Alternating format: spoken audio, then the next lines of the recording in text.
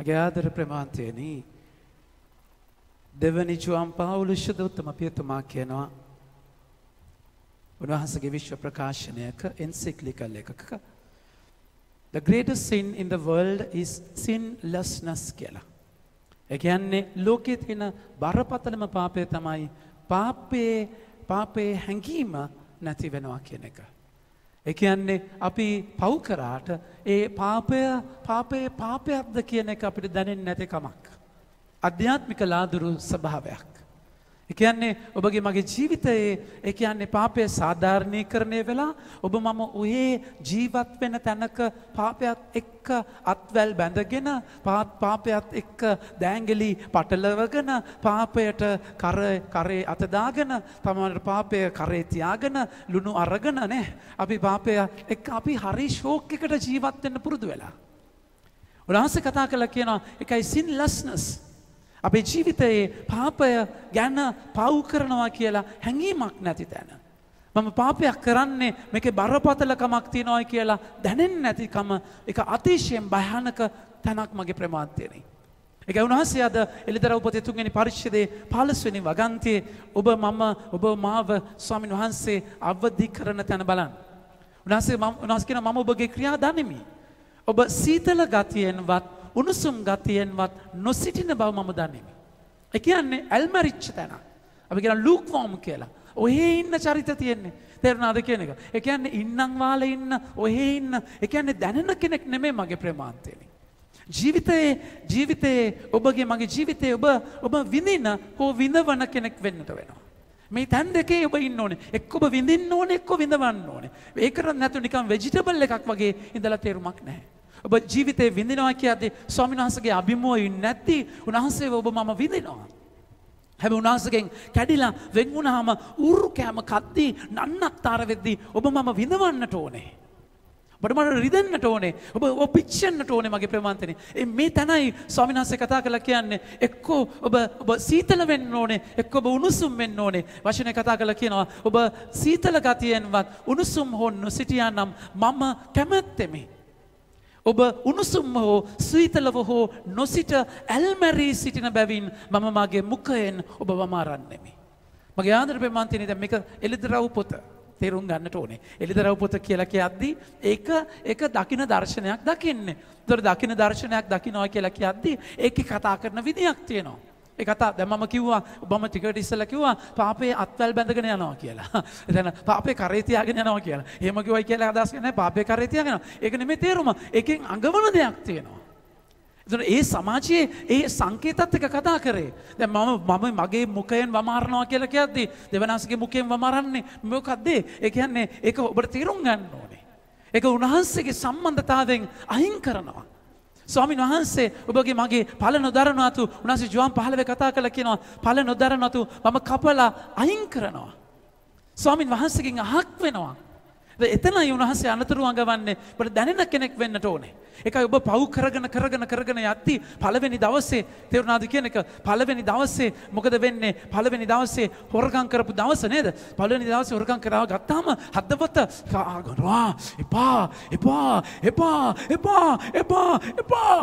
එපා කෑගෙවුවා.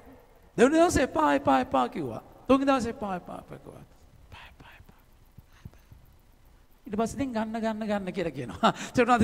ඒ කියන්නේ ගිහිල්ලා පාපයත් එක්ක ගිහිල්ලා ඊට පස්සේ ඔබ අනිත් පැත්තට උරු වෙනවා. ඒ කියන්නේ ඔබ කිසිම සංවේදීතාවයක් නැහැ. හෘද සාක්ෂිය මරණ තැනකට එනවා. උන්වහන්සේ කයි අද කතා කරලා කියන්නේ ඔබ සීතල ගතියෙන් හරි උණුසුම් ගතියෙන් හරි ඉන්න ඕනේ. මගේ ආදර ප්‍රේමන්තේනි මේක ඔබට දැනෙන්නේ නැත්තම් මේක ඔබට තේරුන්නේ නැත්තම් හරියට අද උන්වහන්සේ කතා කරන ලූක් තුමාගේ 19 වෙනි පරිච්ඡේදයේ අය කැමියෙක් ඉන්නවා ධනවත් ප්‍රධාන අය කැමියෙක්. අපි ලූක් 19 වෙනි පරිච්ඡේදයේ පළවෙනි වගන්තිය ඉඳන් ගන්න. උන්වහන්සේ ජෙරිකෝවට පිවිස ඒ මැදින් ගියසේක. මගේ ආදර ප්‍රේමන්තනේ ජෙරිකෝව මාවත කියන්නේ ජෙරුසලමට යන්න තියෙන ෂෝට් කට් එකක්. ජෙරිකෝ මාවත ජේසුගේ ජීවිත කතාවේ තැන් කිහිපයම ගන්නවා. ජෙරිකෝවේ උන්වහන්සේ ඒ කියන්නේ අර ජෙරිකෝ මාවතේ තමයි සමරිතානුවරයා වැටිච්ච මිනිස්සයව සලකන්නේ. ජෙරිකෝ මාවත ගල් කඳු හෙල් වලින් පිරිච්ච තැනක්. ඒක අමාරු පාරක්. ඒ වගේම ජෙරිකෝ මාවත හොරුන්ගෙන් බහුල වෙච්ච තැනක්. ඉතින් ජේසු මේ මාවත හරහා යනවා. දැන් මේ මාවත හරහා යනකොට උන්වහන්සේ දකිනවා කාවද ජෙරිකෝ මැදින් යනකොට සකේවුස් නම් අපි හැමෝම කියමු. සකේවුස් ධනවත් ප්‍රධාන අය කැමියෙක් හිවිය. සකේවුස් ධනවත් ප්‍රධානයි. හැබැයි අය කැමියෙක් මගේ ආදර ප්‍රේමාන්තේනි. ස්වාමීන් වහන්සේ අද වචනය තුළ අවදි කරනවා. ඒ කියන්නේ එයාගේ ජීවිතයේ තිබිච්ච දේ. එයාගේ ජීවිතයේ එයා ධනවත් කෙනෙක්. ප්‍රධාන අය කැමියෙක්. ඒ කියන්නේ රෝමේ අයබදු එකතු කරන්න එක රීජන්ස් වලට එක කෙනා පත් කරද්දී මෙයා රීජනල් හෙඩ් කෙනෙක්. ඒ කියන්නේ ප්‍රධාන කෙනෙක්. එයා යටතේ තම අය කැමියෝ හිටියා. අද ස්වාමීන් වහන්සේ කතා කරලා කියනවා ලෙදරව පුතේ. මගේ ආදර ප්‍රේමාන්තයනි. උන්වහන්සේගේ වචනය අද ලෙදරව පුතේ 17 වෙනි වගන්තිය කතා කරලා කියනවා. 17 කතා කරලා කියනවා. මම ධනවත්ය. මට මහත් සම්පත් ඇත. මට කිසි හිඟයක් නැතයි ඔබ කියන්න හොය. ඒත් ඔබ කාලකන්ණියකි. මගේ ආදර ප්‍රේමාන්තයනි ජීවිතයේ තියෙන දේවල් වලින් ඔබගේ වස්තු සම්පතෙන් ඔබගේ හැකියාවන් ටැලන්ට් වලින් ඔබගේ අචීව්මන්ට්ස් වලින් ඔබගේ ප්‍රෝග්‍රස් එකෙන් ජීවිතේ ස්වාමීන් වහන්සේගේ සම්බන්ධකම මනින්නට එපා. මතක තියාගන්න. උන්වහන්සේ පැහැදිලිව කියනවා ඔබ හිතාගෙන ඉන්න තැනේ පෝසත්කමක් නෙමෙයි මම කතා කරන්නේ. ධනවත් ප්‍රධාන කාලකන්ණියෙක්. ඒ කියන්නේ ජීවිතේ නාස්ති කරගන්න කෙනෙක්. ජීවිතේ මනින්නේ ඔබගේ කාලයෙන්. කාලයෙන් දැන් මම හරි මෙච්චර කාලයක් මම ජීවත් වුණා. කාලයෙන් ජීවිතේ මනිද්දී ඔබ කාලය කන කෙනෙක්. ජීවිතේ ඔබ අරමුණක නැති කෙනෙක්. ධනවත් ප්‍රධාන කාලකන්ණියෙක්. පවුලතුමා මේක අවබෝධ කරගත්තා.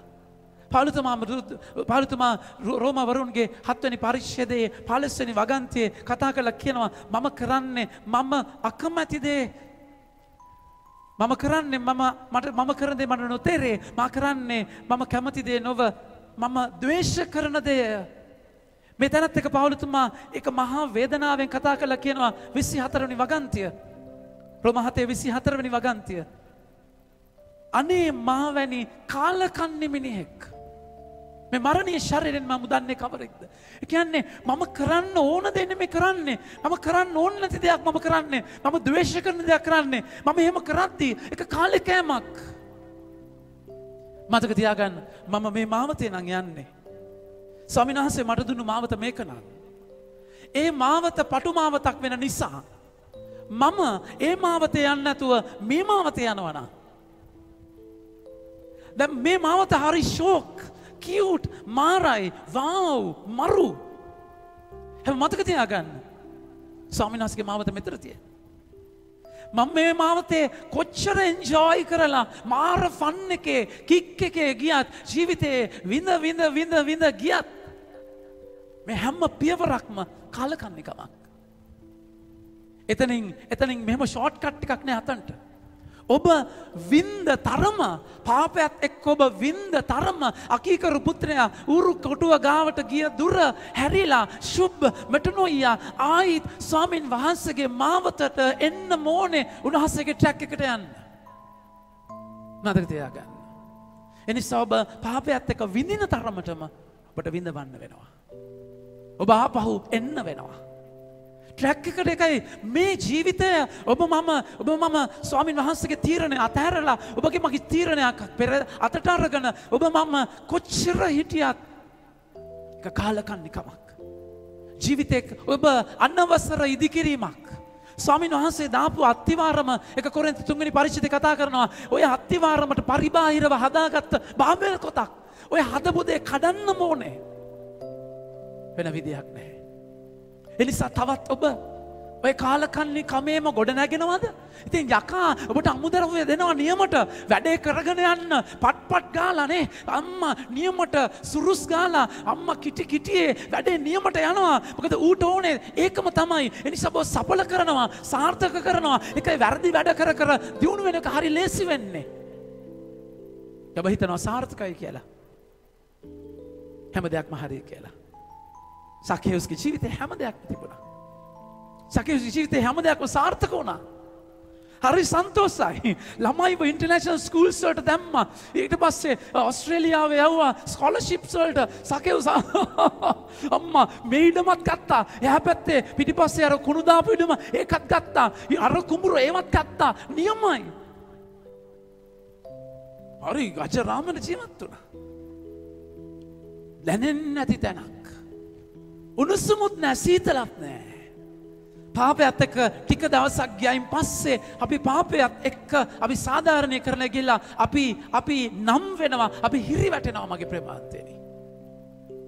ස්වාමීන් වහන්සේ අද ඔබට අභියෝග කරන්නේ එතන. අද ස්වාමීන් වහන්සේ අහන්නේ පුතේ ඔබට දැනෙන්නේ නැද්ද? ඔබට ලාදුරුද? ඔබට දැනෙන්නේ නැද්ද ඔය කරන දේ? ඔය අනියම් සම්බන්ධය, ඔය වැරදි තැන, ඔය ගොඩ ගහගෙන ඉන්න දේ වැරදි කියන එක දැනෙන්නේ නැද්ද? මගේ ආදර ප්‍රේමාන්තයනි, උන්වහන්සේ ස්ට්‍රගල් එකට ආදරේ, අරගලයට ආදරේ. මම කරන්නේ මම අකමැතිද මං වගේ කාලකන්ණිය කවුද මාව මේකෙන් ගලවන්නේ? පවුලතුමා පිච්චුණා. ඒක තමයි සීතල ගතිය, උණුසුම් ගතිය. කිසිම සුද්ධවන්තයෙක් පවු නොකරපු කෙනෙක් නැහැ. අපි හැමෝම දුබල වැටෙන මිනිස්සු. ඒ ගැන නෙමෙයි මේ උන්වහන්සේ කතා කරන්නේ. ඔබ මගේ ජීවිතයේ දැනෙන්නේ නැති ඒ සීතල සොහොන් ගෙවල් වහගෙන හදාගත්ත කොත් එක්ක ගණතුරු කරන තැන. මගේ ප්‍රේමාන්තියනි ස්වාමීන් වහන්සේ අද කතා කරනවා. එළිදර උපතේ 19 වෙනි වගන්තිය. උන්වහන්සේ කතා කරලා කියනවා. මා ප්‍රේම කරන සියල්ලන්ට සමා වෙන්න 18 වෙනි වගන්තිය ගන්න පුතේ. එයින් ඔබ ධනවත් වන පිණිස. දැන් ස්වාමීන් වහන්සේ කතා කරන ධනවත්කම මොකක්ද? දැන් ඔබ හිතන්නේ ඔබගේ ධනවත් ප්‍රධාන ඔබ හැබැයි කාලකන්ණිය. උන්වහන්සේගේ ධනවත්කම වෙනස්. ඔබ ධනවත් වන පිණිස ගින්නෙන් උරගා බලන්නට ඕනේ.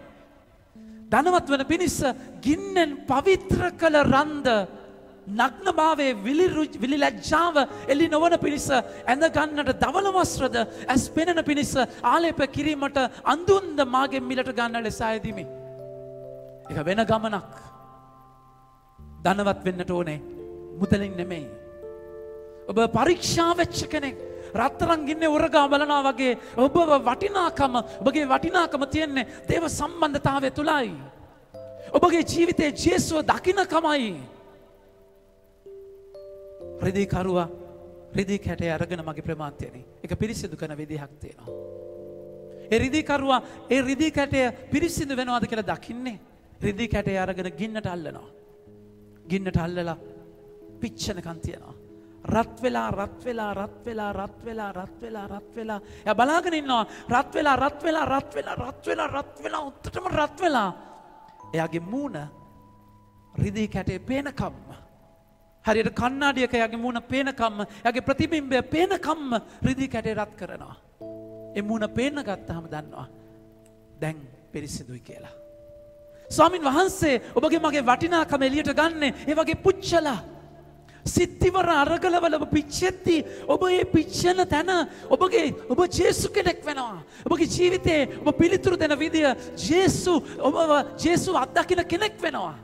මිනිස්සු ඔබ ඒ අරගලේ කුරුසේ මැරෙන විදිය දැක්කයින් පස්සේ ශතාධිපතියා මෙලන් දෙවියන් වහන්සේගේ පුතා කිව්වා වගේ ඔබ කොහොමද අරගලයට මුණ දෙන්නේ? ඒ මුණ දෙන විදිය අනිත් අයට පණවිඩයක් වෙනවා. ඔබගේ වටිනාකම තියෙන මේ පුත්‍රභාවය මිසක් ඔබගේ ඉඩ කලන් වලවත් ගොඩ ගහ ගන්න දේවත් ඔබගේ පට්ටම් ලාඩම් වලවත් ඔබගේ නම ඉස්සරහට තියෙන ඇල්ෆබෙට් එක තුලවත් නෙමෙයි. ඒවා හොඳයි. හැබැයි ටිකයි. ඔබ ඒවා තිබිලා පුත්‍රභාවය නැති කරගෙන කාලකන්ණියෙක් වෙලා වැඩක් නැහැ. ඔබ බල්ලු මරලා හරි සල්ලි හම්බ කරලා කොහොම හරි ඔබ පගා දීලා හරි විභාග අරගෙන නේ එක පට්ටම් ගන්න එක ලංකාවේ එච්චර අමාරු දෙයක් නෙමෙයි නේද? ලොකු ලොක්කලන්ගේ පුත්තු විභාග පාස් වුණේ මහන්සි වෙලා පාඩම් කරලාද? නැගේ ආදරේ මන්ද ඒව එච්චර අමාරු නෑ. ඔබ තත්වයක ඉන්නවා නම් ඕනම ටයිටල් එකක් ගන්න පුළුවන්. ප්‍රශ්නයක් අහලා බලන්න ඕන උත්තර දෙනවද කියලා නේද? මගේ ආදර ප්‍රේමාන්තයනි. ස්වාමීන් වහන්සේ අද ඔබ මාව අභියෝග කරන්නේ තැන. එකයි ජේසු කතා කළා කියන්නේ මේ ඔබගේ ජීවිතේ කාලකන්නිකමට එකයි අද අපි ආලෙලුයා කියද්දී උන්වහන්සේ සාදුකාරය දෙන වෙලාවේ අපි කිව්වේ ප්‍රේමයෙන් මා අදහස් කරන්නේ අපි දෙවියන් වහන්සේට ප්‍රේම කිරීම නොව උන්වහන්සේ අපිට ප්‍රේම කර අපගේ පාපය නැසීමේ පිළියමක් වශයෙන් එකම පුත්‍රයා අප වෙත එවීමයි. එක ජුවම් 4 උන්වහන්සේ 10 කතා කරපු වචනය. ජේසු ආවේ නැති වෙච්ච ඔබව හොයන්න. ජේසු ආවේ අද සුවිශේෂ කතා කරන විදියට නැති වෙච්ච බැටළුවව හොයන්න. ඒකට ඔබ පිළිගන්න. ඔබ නැති වුණා කියලා පිළිගන්න. ඔය ඇනිලා තියෙන කම්බි කටු ඒ බැටළුවව පටලැවිලා තියෙන පඹ ගාලක ඔබ හිර වෙලා වහල් වෙලා ඉන්නේ. ඔය කටු මිසක් ඔය සුන්දර ෂෝක් වාව් පට්ට දේවල් නෙමෙයි. ඔය හිර වෙලා ඔබ ඉන්නේ ඔබ පාපේ කඹරන්නේ ඔබට ඒ වෙලාව එද්දි ඔබට කන්ට්‍රෝල් එකක් නැති වෙන්නේ එතන දොර ඇරෙන්නේ ඔබ පාපයට වැටෙන්නේ ඔය ඔබ අහු වෙලා තියන්නේ මතක තියාගන්න ඔක ෆන් එකක් නෙමෙයි මගේ ආදර ප්‍රමාන්තනේ ඒක අවබෝධ වෙච්ච දවසට මම හිර වෙච්ච කෙනෙක් මට නිදහසක් නැහැ මගේ ඇඟ ඉල්ලන දේ මම දෙන්න ඕනේ ඒ කෙනා ඉස්සරහා ඒ සිද්ධිය ඉස්සරහා ඒ ෆෝන් එක ඉස්සරහා ඒ සයිට් එක ඉස්සරහා මට වෙන දේ මගේ ආදර ප්‍රමාන්තනේ ඒ ජීවිතේ ඒ තන ඉස්සරහා ඒ වෙලාව ඉස්සරහා ඒ ක්ලබ් එක ඉස්සරහා ඒ මොහොත ඉස්සරහා ඒ ඉන්විටේෂන් එක ඉස්සරහා ඒ කටහඬ ඉස්සරහා මට වෙන දේ ඒක ඔබ අහු කරගෙන ඉන්නේ. ඒක ඔබගේ ජීවිතේ නන්නත්තර වෙච්ච තැනක්. ඔබට දැනෙන්නේ නැත්තම් ඒක. මේ කන්නේ ඌරු කෑම කියලා. තාත්තත් එක්ක ඉන්නේ නැති ඒ නිවහල ඒ නිදහස ඒ විමුක්තිය ඔබට අමතක වෙලා ඌරු කෑම බාබිකියු දාගෙන ඌරු කෑම වටේ සලාද කොළ දාලා නේ මාර ලස්සන්ට චැන්ඩියට ඇඳගෙන හැඳි ගෑරප් වලින් කන්නේ ඌරු කෑම කියන එක මතක නැත්තම් ඔබට මතක තියාගන්න. ලොකු සල්ලි ගෙවලා කන්නේ ඌරු කෑම ඔබ. ඒක ඔබට අවබෝධ වෙන්නේ නැත්නම් මගේ ආදර ප්‍රේමාන්තයනේ ඔබ කාලකන්ණියෙක්. අපි කාලකන්ණියෝ. ඒකයි ස්වාමීන් වහන්සේ අද කතා කරන්නේ ඒ ආදරය අරගෙන උන්වහන්සේ එනවා. උන්වහන්සේ එළදරව 3:20 කතා කරලා කියන්නේ මේ තන ඔබව කාලකන්ණි කරන්න බැරි නිසා මම ඔබ දොර ළඟ සිට තට්ටු කරමි යමෙක් මාගේ කටහඬ අසා දොර අරින්නේ නම් දොර අරිනවා නම් සහ නම් පමණක් විලියම් හෝල්මන් හන්ට් මගේ ආදර ප්‍රේමාන්තයනේ එයා ලෝක ප්‍රසිද්ධ චිත්‍ර ශිල්පියා එයා චිත්‍රයක් අඳිනවා ඒ චිත්‍රය අඳින තැන විද්වතුන් ඒ චිත්‍රය විමසන වෙලාවේ ජේසු දොරකඩ ඉන්න ලයිට් එකක් තියාගෙන ජේසු දොරකඩ ඉන්නවා මේ කොටස මේ බයිබල් පාඨයයි අඳින්නේ. ඒතර විමසිලිමත්ව බලද්දී ක්‍රිටික්ස්ලා කියනවා මේ චිත්‍රයේ අඩුවක් තියෙනවා මේකේ ලොක් එකක් නැහැ අගුලක් නැහැ දොරේ එළියෙන් ඕනම ගෙදරක දොරේ එළියෙන් අගුලක් තියෙන්නට ඕනේ මිනිස්සයාට ඇතුළට යන්න. හෝල්මන් හන්ට් කතා කළා කියනවා. ඒක මම deliberately purposely දැම්මේ ඒක මම එහෙම කරේ මේ ඇවිල්ලා ජේසු ඉන්නේ ඔබගේ ගෙදර දොරේ නෙමේ හදවතේ දොරේ. ඒ දොර අරින්න ඕනේ ඇතුළෙන් විතරයි. ඔබ අරින්න නැත්තම් කාටවත් එන්න බෑ. නිදහස් කැමැත්තක් තියෙනවා ඔබ දොර අරින්න. එතකොට ඒ බෘංග රාජාවේ කොහමද? හදවතේ බෘංග රාජා අර රැජිනුනේ කොහමද අරයා? හදවතේ ඔය ඔබයි අරලා ගත්තේ. එයා ඉඳන් අත වැනුවා. එයා ඉඳන් මල් වැනුවා. ඔබ තමයි හරියේ. ඔබ තමයි ගත්තේ ඇතුළට. බලෙන් එන්න බෑ. අනංගයන්ට මතක තියාගන්න. ජේසු එළියේ බලාගෙන ඉන්නවා. ඔබ දොර අරිනකම් මගේ ප්‍රේමාන්තයනේ. උන්වහන්සේ ජෙරිකෝ මැදින් යද්දී මේ ධනවත් ප්‍රධාන ආයකමියා හැබැයි එයාගේ කුරුකමක් තිබුණා, මිටිකමක් තිබුණා. එයා කොට කෙනෙක්. බයිබලේ නව ගිවිසුමේ ජේසුගේ ජීවිත කතාවේ සුවිශේෂ 4ෙම මිනිස්සෙක්ගේ උස ගැන කතා කරන්නේ මෙතන විතරයි. සකේවුස් විතරයි කොටයි කියලා කියන්නේ. ජේසුගේ උස 5යි 11යි ඒ ගැනවත් කියන්නේ නැහැ. සකේවුස් කොට මිනිස්සෙක්. මගේ ආදර ප්‍රේමාන්තනේ මේ කොට මිනිස්සයා කියලා කොටයි කියන්නේ මොකක්ද? එයාගේ නොහැකියාව, බැරිකම. එරාසයි ජේසුව දකින්න. හැබැයි මිනිස්සු ජනතාව නිසාද ඔහු මිටි කෙනෙකු නිසාද උන්වහන්සේව දකින්න බැරි වුණා.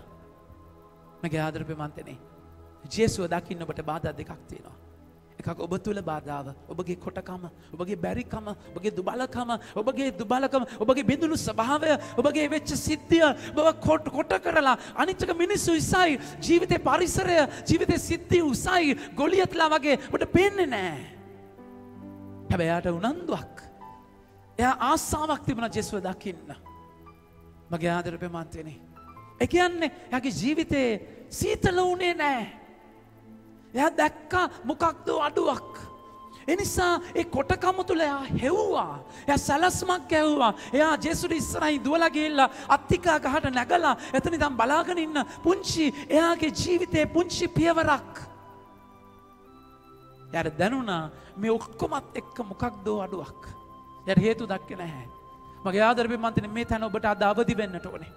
මගේ ජීවිතේ මෙතන මොකක් හෝ දෙයක් තියෙනවා, මොකක් හරි අවුලක් තියෙනවා, ප්‍රශ්නයක් තියෙනවා. ඒකත් එක්ක ඔබ ජේසුව ඔබ දන්න විදිහට හොයන්න පුංචි පියවරක්. මගේ ආදර බෙමන්තනේ ඒ පියවර තුල මහා ජනකායක් උන්වහන්සේත් එක්ක යනවා. බලන වචනය.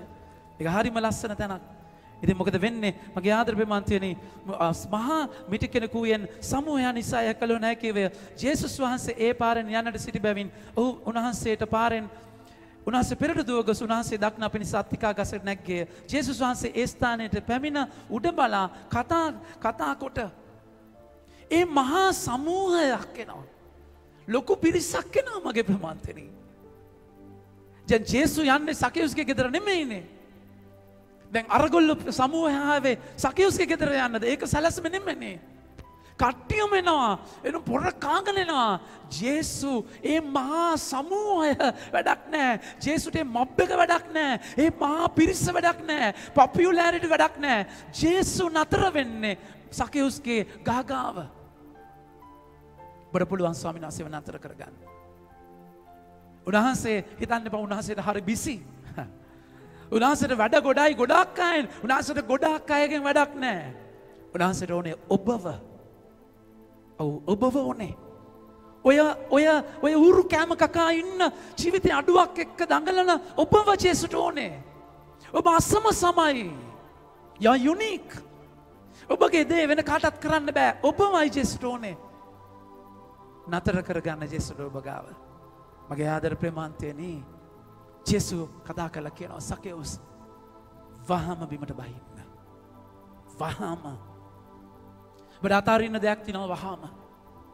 ඔබ හදාගත්ත සැලැස්මක්, ඔබගේ කොටකමත් එක්ක, බැරිකමත් එක්ක ඔබ හදාගත්ත සැලැස්මක් තියෙනවා. ඒක වහම අතාරින්න. ඒක බබලා ඉන්න එපා. බබා උක්කුම් කර ඉන්න එපා. හිත ඉන්න එපා. මම අතාරිනවද නැද්ද? නෑ. ඒක වහම අතාරින්න ඕනේ. මේ රාත්‍රියේ මේ වෙලාවේ ඔබට කඩන්න දෙයක් තියෙනවා. සුදාත්මයන්ෝ ඒක ඔබට කියයි. ඒක කඩන්න. ඒ නම්බර් එක ඩිලීට් කරන්න. මගේ ආදර ප්‍රේමන්තනේ ෆෝන් එක අතාරින්න. ඒ කන්ටැක්ට් එක අයින් කරලා දාන්න. රීසයිකල් බින් එකනොත් අයින් කරන්න. ඔබට කඩන්න දෙයක් තියෙනවා. කබඩ් එකේ අයිනේ දාලා තියෙන ඒ බෝතලේ කඩලා විසි කරන්න. ඒක ගිහලා හලලා අයින් කරන්න. ඔබ තියාගෙන ඉන්න ඔය සල්ලි වැරදි දෙයකට ප්ලෑන් කරගෙන ඉන්න දේ ඒක වෙනස් ඉරලා විසි කරන්න. කාට හරි දෙන්න මේක මේ වෙලාවේ කරන්න. ඒ කෝල් එක අරගෙන සමාවිල්ලන්න. ඒක මේ මොහොතේ ඉමීඩියට්ලි ඔබගේ ගැලවීමේ දොර අරින්න. ඔබට අතාරින්න ඕනේ ගහක් තියෙනවා. ඒක හිත හිතියොත් අතාරින්න බෑ. සකේයුස් කොට මිනිස්සෙක් නේ. කසකේයුස් කොට මිනිස්සෙක් වෙද්දී අතපය දිගත් නෑ. අත්තික්කා ගහේ ගස් එහෙම වහම බහින්න කියලා රෝල් වෙලා බිමට වැටෙන්න පුළුවන්. සකේයුස් නේ අත බැඳී පය බුරුලෙන් තබා වරෙන් කියලා කියන්න ඕනේ. නමුත් උන්වහන්සේ එහෙම කියන්නේ වහම අතාරින්න. අතාරින්න දේ හුරතල් කර ඉන්න බෑ. කඩන්න තියෙන දේ කඩලා දාන්න. ජේසුනේ කියන්නේ මගේ ආදර ප්‍රේමන්තනේ ඔබ එයාට ආදරයට වඩා ජේසු ආදරෙයි. ඔබ බලා ගන්න ඕනේ නැහැ. ඔක ස්වාමීන් වහන්සේගේ ආයිතිය.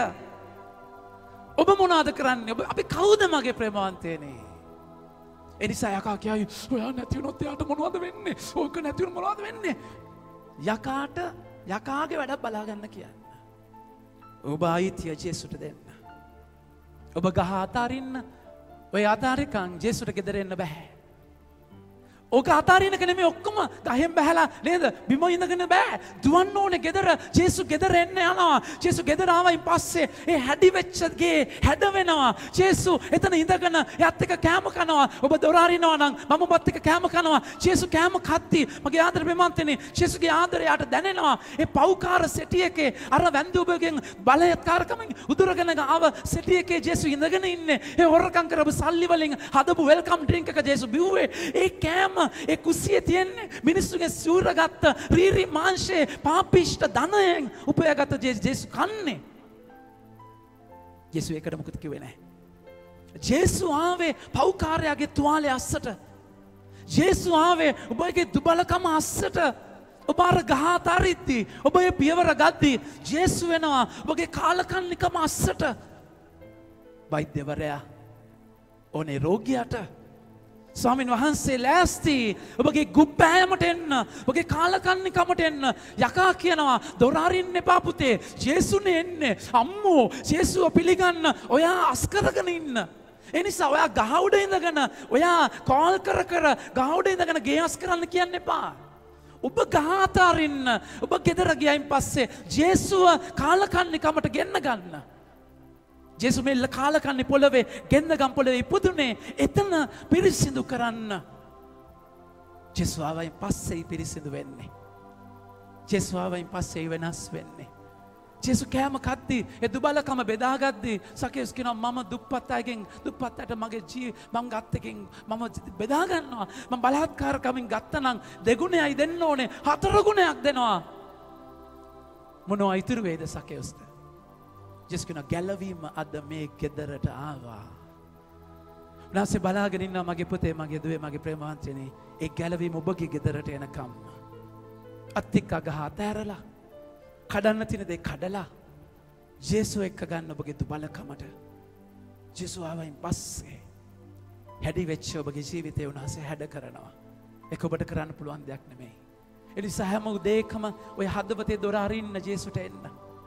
ඇත්ත හංගන්න නැතුව ඒ ජරා අසික්කිත තැන් ජේසුට අවනන නැතුව හදාගත්ත තැන් ජේසු කුළුගුඩයක් වගේ මකබී උන්වහන්සේගේ වචනයෙන් දෙමුවත් කඩුවක් වගේ කඩලා වෙන් කරයි කමක් නැහැ. නැසී රිද්දන්නේ ආදරය නිසා.